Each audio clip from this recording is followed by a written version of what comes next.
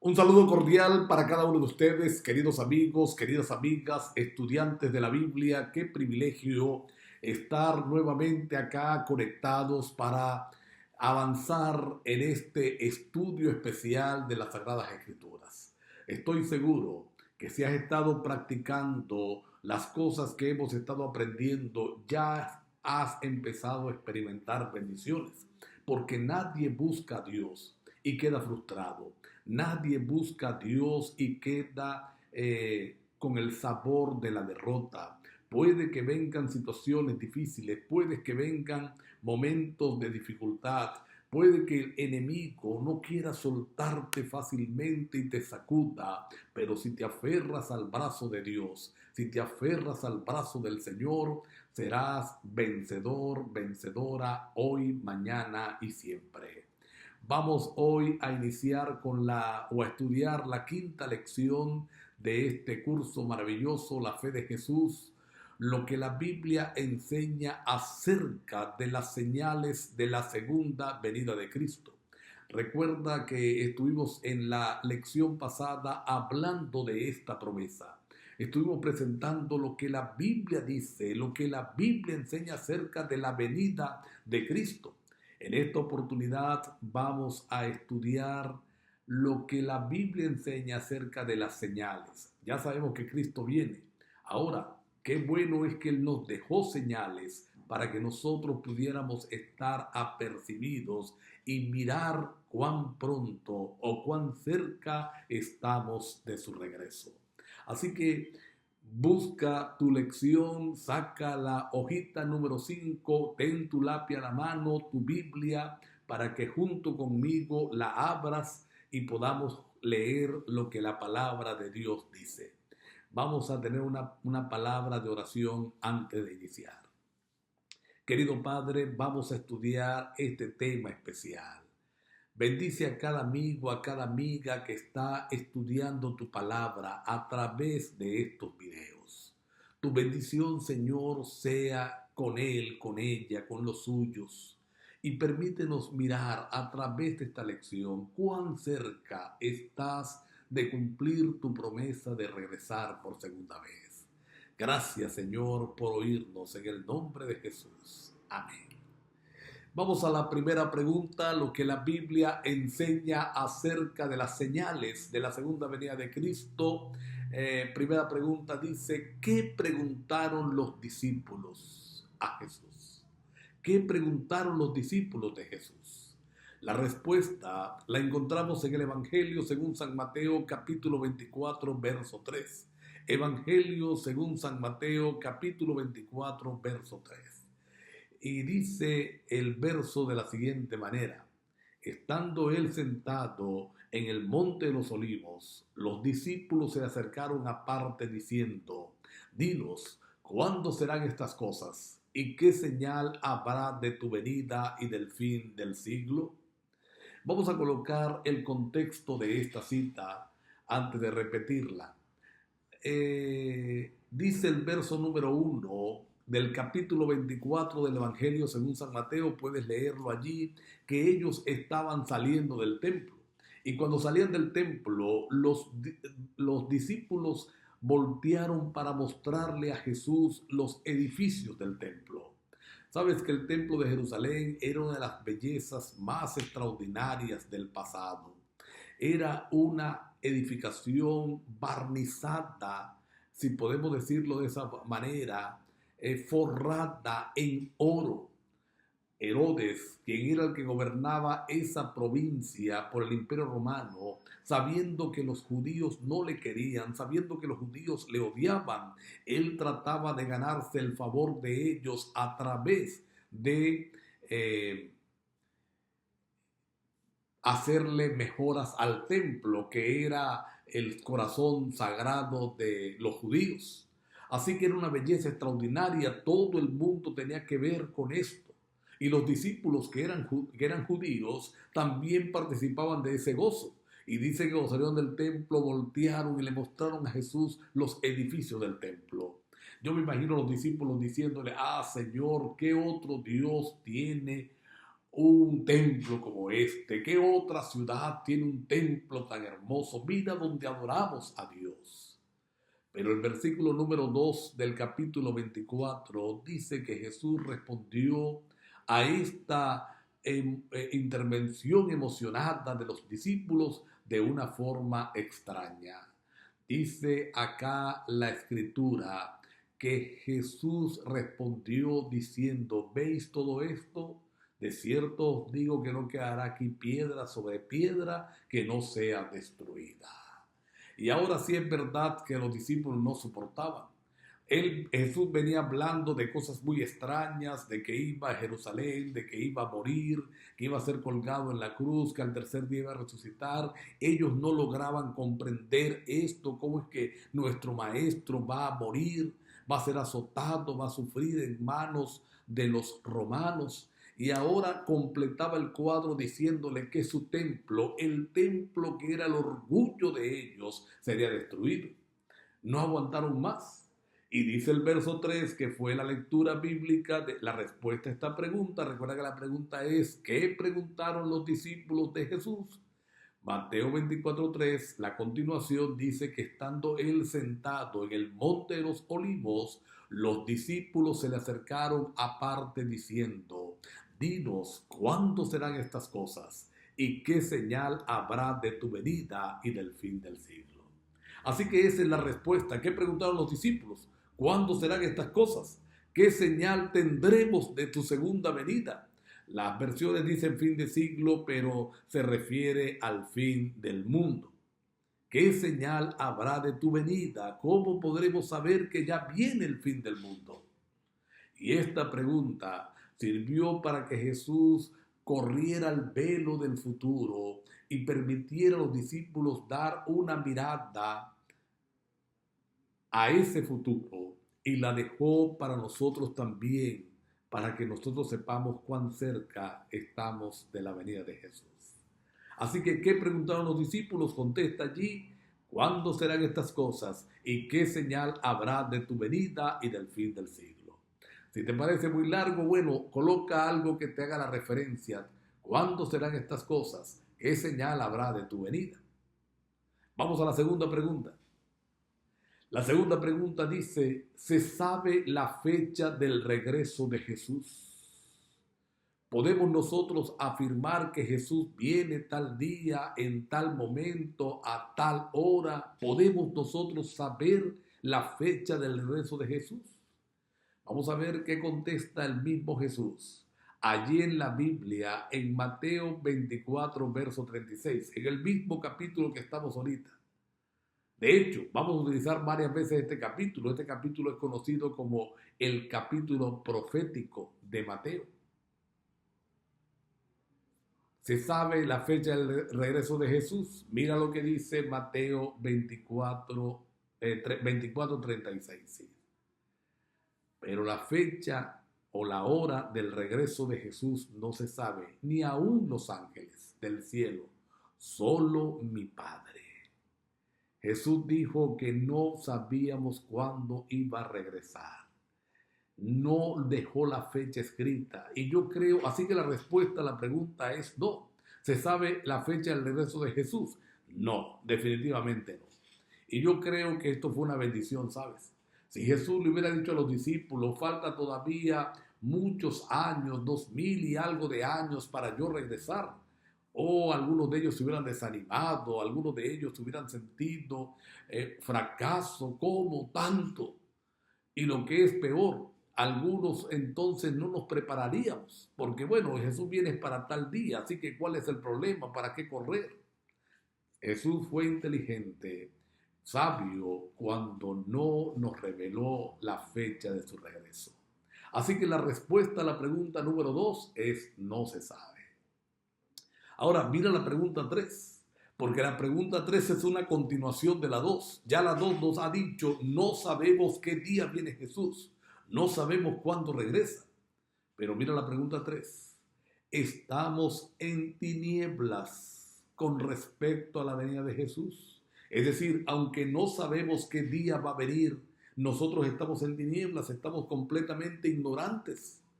La respuesta la da el apóstol San Pablo en primera a Tesalonicenses, capítulo 5, versos 1 al 4. Carta del apóstol Pablo a los Tesalonicenses, primera carta, capítulo 5, versos 1 y 4. Y dice el Señor Jesús a través de Pablo, o Pablo escribiéndole a los tesalonicenses: pero acerca de los tiempos y de las ocasiones, no tenéis necesidad, hermanos, de que yo os escriba, porque vosotros sabéis perfectamente que el día del Señor vendrá así como ladrón en la noche. Que cuando digan paz y seguridad, entonces vendrá sobre ellos destrucción repentina, como los dolores a la mujer encinta, y no escaparán. Pero mira como dice el verso 4, aquí está la respuesta. Mas vosotros, hermanos, no estáis en tiniebla para que aquel día os sorprenda como ladrón. Vamos a repetir la pregunta y la cita una vez más. La pregunta es: ¿estamos en tinieblas con respecto a la venida de Jesús? Es decir, no sabemos qué día viene, pero estamos completamente oscuras. El apóstol Pablo responde: pero acerca de los tiempos y de las ocasiones, no tenéis necesidad, hermanos, de que yo os escriba, porque vosotros sabéis perfectamente que el día del Señor vendrá así como ladrón en la noche. Que cuando digan paz y seguridad, entonces vendrá sobre ellos destrucción repentina, como los dolores a la mujer encinta, y no escaparán. Mas vosotros, hermanos, no estáis en tiniebla para que aquel día os sorprenda como ladrón.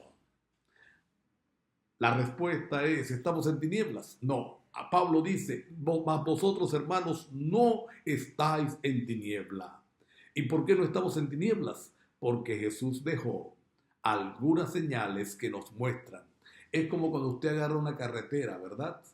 Y la carretera no tiene ningún aviso. Usted llega a un momento en que no sabe si va en el camino correcto o no.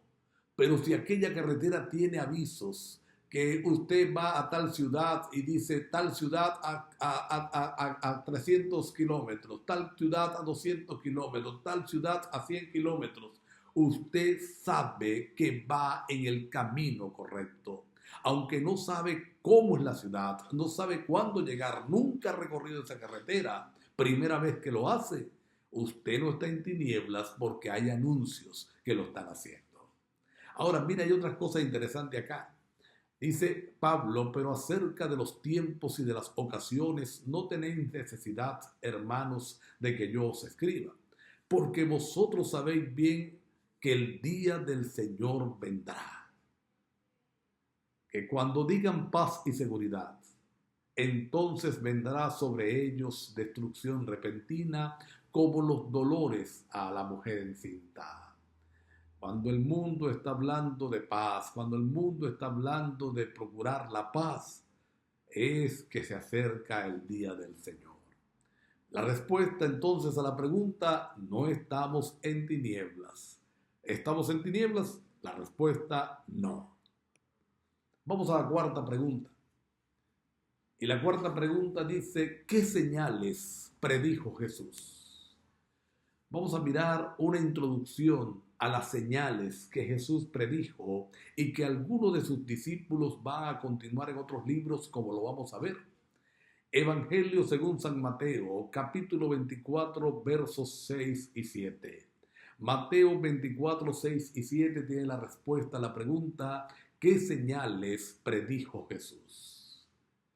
Dice los dos versículos, Mateo 24, 6 y 7: y oiréis de guerras y rumores de guerras. Mirad que no os turbéis, porque es necesario que todo esto acontezca, pero aún no es el fin. Porque se levantará nación contra nación y reino contra reino, y habrá pestes y hambres y terremotos en diferentes lugares. Vamos a repetir la pregunta, repito la cita para que vayamos concluyendo la respuesta, la vayamos extrayendo. ¿Qué señales predijo Jesús? Él allí en el capítulo 24, que ya te dije que es el sermón profético, el capítulo profético, y oiréis de guerras y rumores de guerras. Mirad que no os turbéis, porque es necesario que todo esto acontezca, pero aún no es el fin. Porque se levantará nación contra nación y reino contra reino, y habrá pestes, hambres y terremotos en diferentes lugares. 4 cosas. Habrá guerras y rumores de guerras. Habrá pestes, hambres y terremotos. Creo que no necesito expandirme mucho para mostrar que estas 4 cosas están ocurriendo continuamente, están ocurriendo permanentemente y en una forma acelerada. Mira, por ejemplo, vamos a hablar de se levantará nación contra nación y reino contra reino. En primer lugar, habla de guerras en enfrentamiento de países, pero va más allá. Habla de una conmoción social extendida y hoy vemos que ningún país vive en paz, ningún país está exento de problemas. Ahora alguien pudiera decirme, oiga pastor, pero las guerras han existido desde siempre. Desde que el mundo es mundo, tenemos guerras. Oh, sí, es verdad. Pero mira la diferencia. Hasta hace muy poco, y estoy hablando de finales de 1800, todavía las guerras, como desde el principio, eran con espadas, lanzas, cuerpo a cuerpo.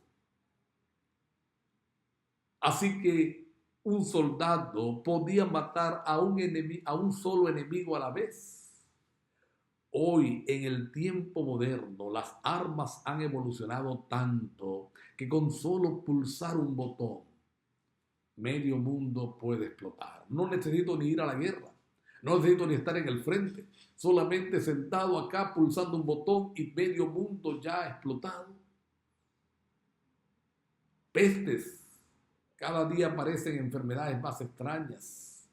Hambre, creo que no necesito decirlo. Y los terremotos están, lea las páginas científicas y va a darse cuenta que ellos se han multiplicado. Los desastres naturales se han multiplicado de una forma bárbara. Así que hay 4 señales allí que predijo Jesús: guerras, pestes, hambres y terremotos en diferentes lugares. Vamos a la pregunta número 5. La pregunta número 5 dice: ¿qué condiciones sociales prevalecerían? ¿Cuál sería la condición social prevaleciente en los tiempos finales, cuando Jesús estuviera por regresar? Y la respuesta la encontramos en la carta del apóstol Santiago, capítulo 5, versos del 1 al 3. Santiago 5 del 1 al 5, perdón, no del 1 al 3. Santiago 5 del 1 al 5. Vamos a mirar qué dice Santiago por inspiración divina. ¿Cómo sería la condición? ¿Qué clase social prevalecería? ¿Cómo sería la condición social del mundo previo a la venida de Jesús? Dice Santiago 5 del 1 al 5. Vamos ahora, ricos, llorad y aullad por las miserias que os vendrán. Vuestras riquezas están podridas y vuestras ropas están comidas de polillas. Vuestro oro y plata están enmohecidos y su moho testifica contra vosotros. Y has devorado del todo vuestras carnes como fuego. Habéis acumulado tesoro para los días postreros. He aquí clama el jornal de los obreros que han cosechado vuestras tierras, el cual por engaño no le ha sido pagado. Por vosotros y los clamores de los que han cegado han entrado en el oído del Señor de los ejércitos.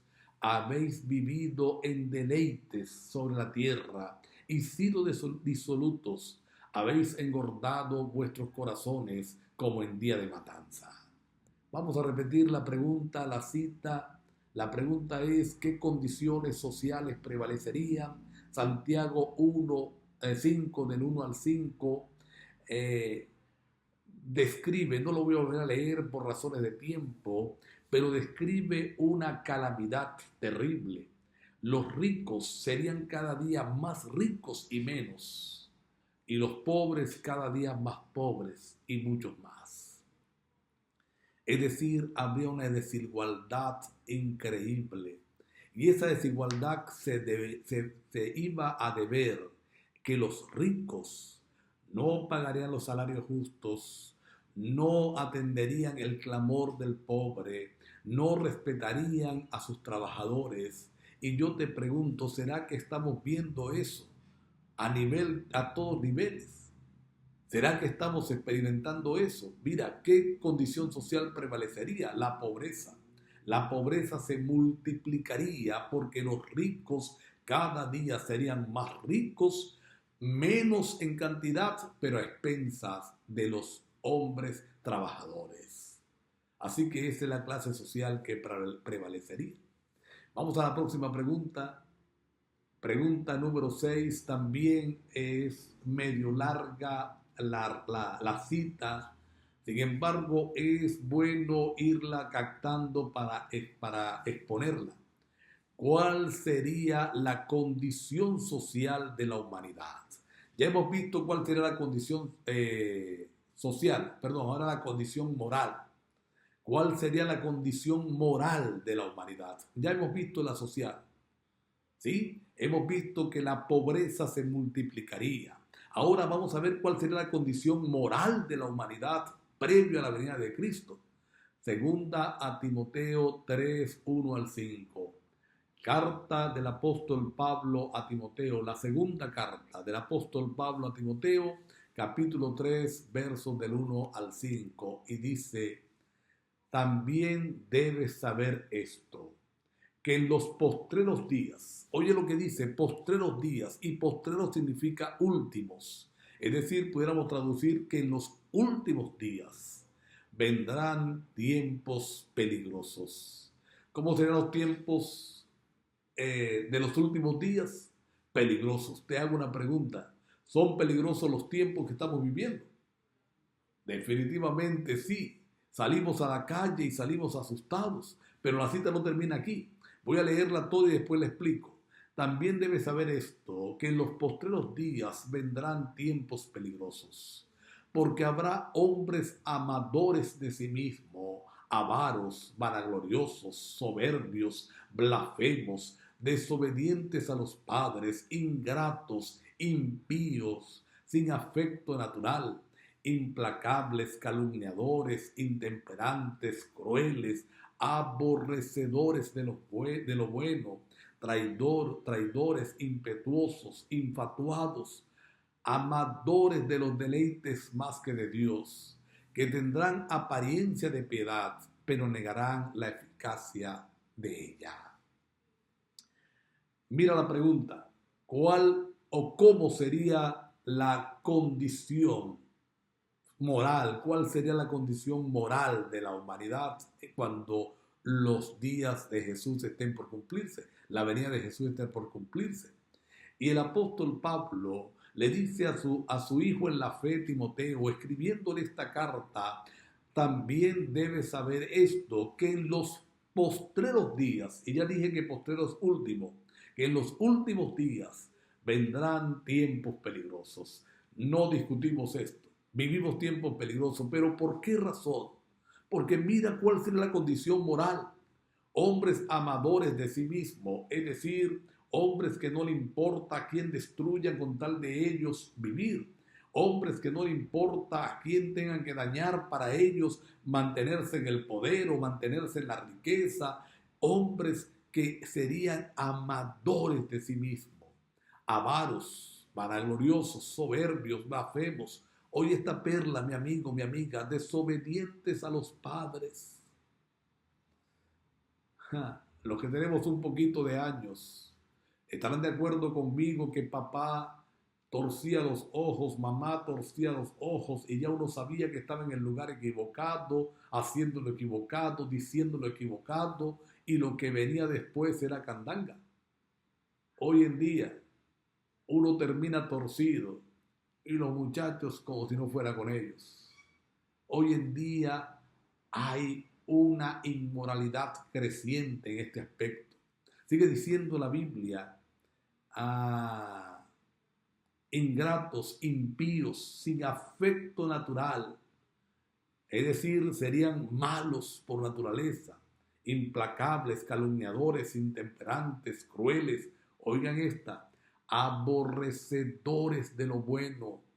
Usted y yo vivimos en un mundo de valores invertidos, donde a lo bueno llamamos malo y a lo malo llamamos bueno. Una persona es sana, esa es relegada, no se toma en cuenta. Una persona no es sana y sí es el chacho, es la persona chévere, es la que marca la pauta. Traidores, impetuosos, infatuados. Y quiero terminar con esta última. Amadores de los deleites más que de Dios. Si este video se tratara de alguna escena pornográfica o el chisme sobre algún artista, estoy seguro que tuviera muchas vistas y la gente lo va a multiplicar, la gente lo va a repartir. Pero como se trata de Dios, a lo mejor algunos lo verán, algunos se sentarán a verlo, muy pocos lo van a compartir, porque es que estamos en un mundo donde somos amadores de los deleites más que de Dios. Así que la respuesta a la pregunta, ¿cómo sería la condición? ¿Cuál sería la condición moral de la humanidad? Pues, no sé si tengo que contestártela yo, pero coloque allí, sería completamente mala. La condición moral sería mala. Un mundo inmoral es lo que tenemos, donde a lo bueno llamamos malo y a lo malo llamamos bueno. Donde aquellos que defienden las cosas que no son correctas, hay que darle libertad de expresión para que hablen, pero los que defienden lo que es correcto, lo que dice la Biblia, varón y hembra los creó, por lo menos entonces son anticuados, deben callarse, no sean fanáticos, no sean todo lo contrario.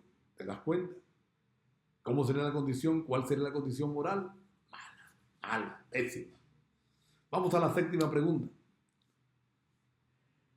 ¿Qué ocurriría con la ciencia? Daniel 12:4. ¿Qué ocurriría con la ciencia? Mira cómo dice Daniel 12:4. Pero tú, Daniel, cierra las palabras y sella el libro hasta el tiempo del fin. Muchos correrán de aquí para allá y la ciencia se aumentará. La pregunta es, ¿qué ocurriría con la ciencia? Coloca allí, la ciencia se aumentará. ¿La ciencia qué? Se aumentará.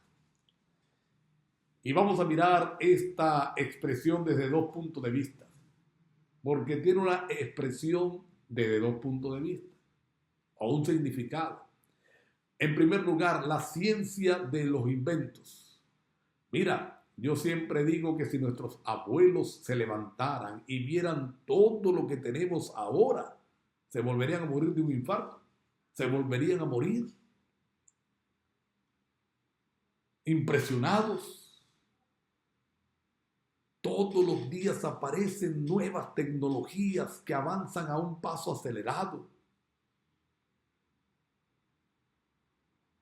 Cuando yo inicié a dar estudios bíblicos en esta iglesia, yo tenía que ir a las casas de las personas para estudiar. Hoy en día puedo sentarme frente a un computador y dar la misma clase. ¡Qué bendición!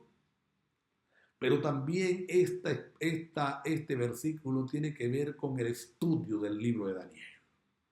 Mira lo que dice, Dios le ordena a Daniel, cierra las palabras, sella el libro. El libro de Daniel era para el tiempo del fin. Muchos correrían de aquí para allá, pero al final de los tiempos, el despertar por el libro de Daniel sería sorprendente.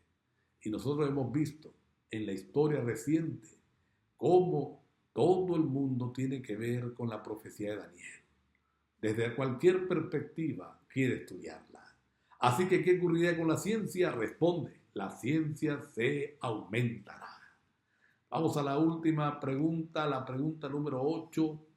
¿Qué señales se verían en los astros? Mateo 24-29, la respuesta dice, e inmediatamente después de la tribulación de aquellos días, el sol se oscurecerá, la luna no dará su resplandor, y las estrellas caerán del cielo, y las potencias de los cielos serán conmovidas. Yo quiero invitarte a que busques por detrás de la hojita del estudio el desarrollo de esta historia. Cómo se cumplió inmediatamente después de la tribulación, cuando terminó el periodo de persecución. Estas tres cosas se cumplieron. El sol se oscureció en días diferentes. La luna no dio su resplandor, se volvió como sangre. Y las estrellas cayeron del cielo. Puede buscarlo también allí en la internet. Se conoce en la historia como el día oscuro, la luna de sangre y el día de la lluvia de estrellas. Búscalo, pero lee la hojita primero por detrás para que te ubiques mejor. Así que, ¿qué ocurriría con los astros? Aquí está la respuesta. El sol se oscurecerá, la luna no dará su resplandor y las estrellas caerán del cielo. Muy bien, hemos mirado estas 8 preguntas acerca de los eventos o de las señales para la venida de Cristo Jesús. Estamos cerca. Cristo viene. Pronto este mundo de maldad, de miseria, tendrá que llegar a su fin. Cristo vendrá para instaurar su reino como está prometido. Nos dejó las señales para que nos demos cuenta cuán cerca está. ¿Qué debo hacer entonces? Amar la venida de Jesús. Estar atento a las señales. Vivir una vida de entrega a Jesús. Que Dios nos ayude. ¿Te parece que oremos? Querido Padre, gracias por dejarnos las señales. Y gracias porque se están cumpliendo nuestros ojos. Ayúdanos a mirarla para sentirnos emocionados de tu venida. Gracias por oírnos en el nombre de Jesús. Amén. Dios me les bendiga. Dios les siga instruyendo y guiando con su Espíritu Santo. Tenemos un lindo futuro en el nombre del Señor.